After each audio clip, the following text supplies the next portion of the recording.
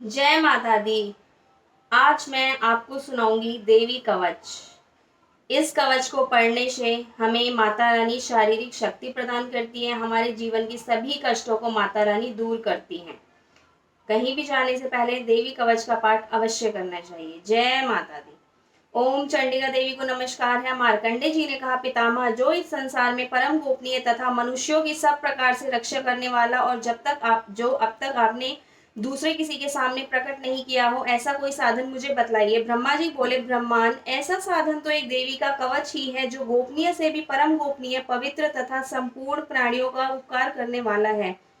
महामुने, उसे श्रवण करो। देवी की 9 मूर्तियां हैं, जिन्हें नव दुर्गा कहते हैं। उनके पृथक पृथक नाम बतलाए जाते हैं। प्रथम नाम शैलपुत्री।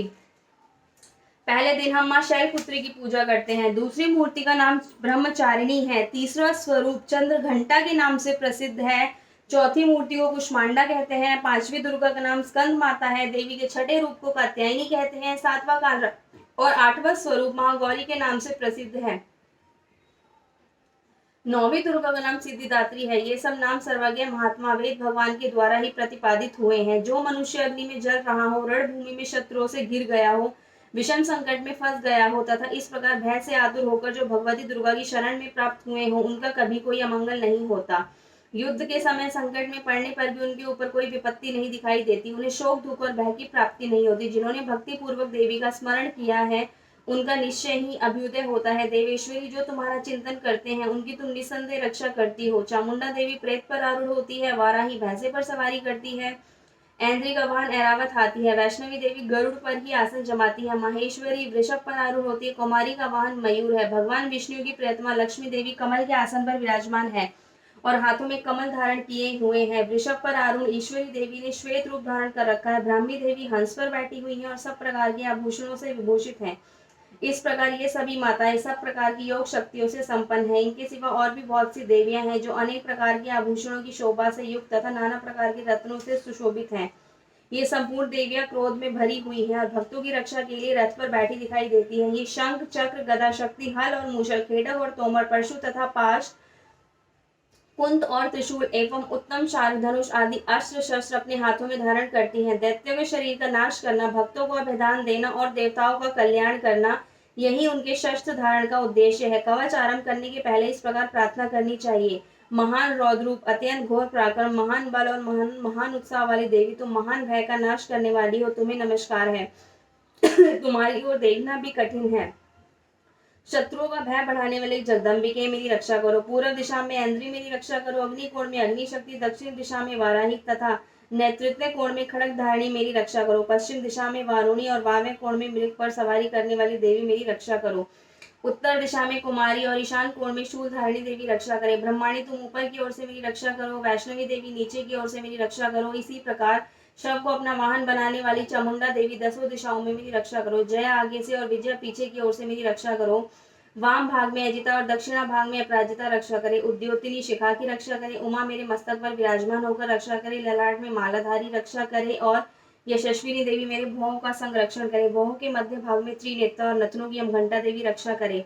दोनों नेत्रों के मध्य भाग में शंखिनी और कानों में द्वार वासिनी रक्षा करे। कालिका देवी कपोलों की तथा भगवती शंकरी कानों के मूल भाग की रक्षा करे। नासिका में सुगंधा और ऊपर की ओट में चर्चिका देवी रक्षा करे।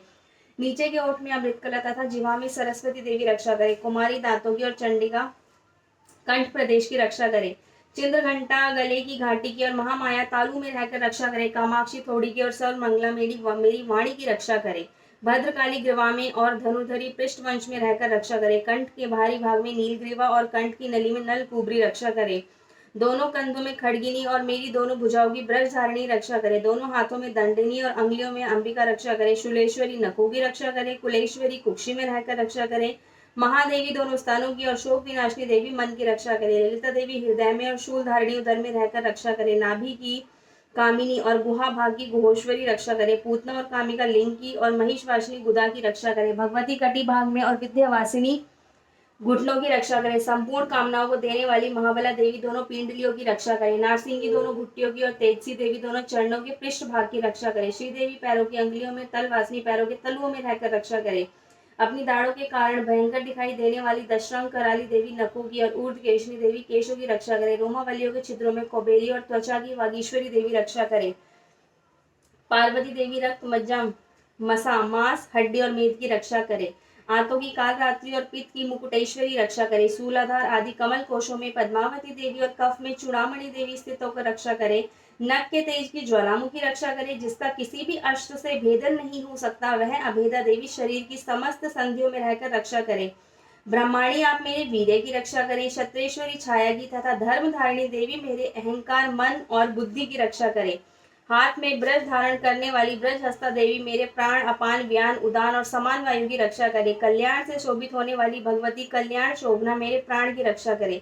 जरा रस, रूप, गंध, शब्द और स्पर्श इन विषयों का अनुभव करते समय योगिनी देवी रक्षा करे तथा सत्वगुण, रजोगुण और तमोगुण की रक्षा सदा नारायणी देवी करे।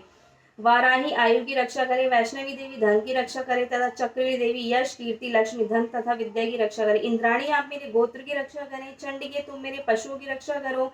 महालक्ष्मी, पुत्रों की रक्षा करो और भैरवी पत्नी की रक्षा करे। मेरे पथ की सुपथा तथा मार्ग की क्षेम करी रक्षा करे। राजा के दरबार में महालक्ष्मी रक्षा करे तथा सब और व्याप्त रहने वाली विजया देवी संपूर्ण भयों से मेरी रक्षा करे। देवी, जो स्थान कवच में नहीं आया हो, अतएव रक्षा से रहित हो, वह सब तुम्हारे द्वारा सुरक्षित हो, क्योंकि तुम विजयशालिनी और पाप नाशनी हो।